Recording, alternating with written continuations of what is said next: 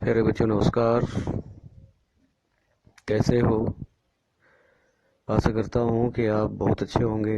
घर में रहकर बहुत अच्छी तरह से पढ़ाई कर रहे होंगे। पूरी तरह से लॉकडाउन का पालन कर रहे होंगे।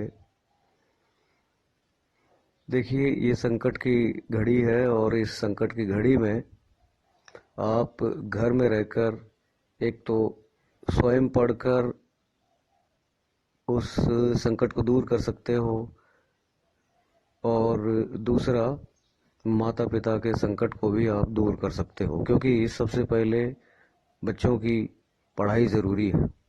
अगर बच्चे पढ़ते नहीं हैं तो माता पिता स्वयं संकट में पड़ जाते हैं और दो दो संकट एक साथ माँ बाप के लिए झेलना बड़ा मुश्किल हो जाता है।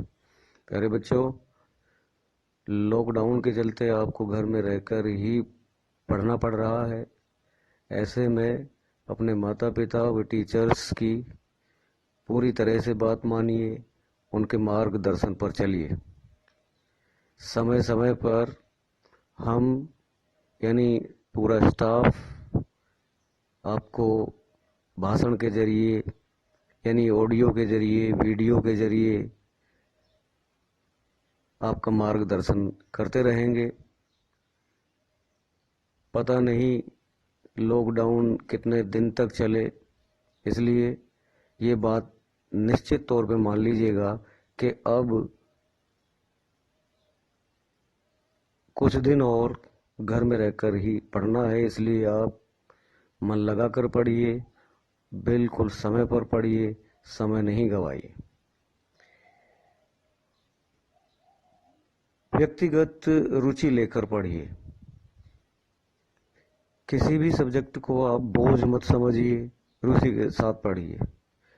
देखिए, कोई भी गंभीर से गंभीर विषय क्यों ना हो, अगर पर्सनल इंटरेस्ट बच्चे का होगा या दिलचस्पी होगी तो वो गंभीर से गंभीर विषय भी उसके लिए आसान बन जाएगा।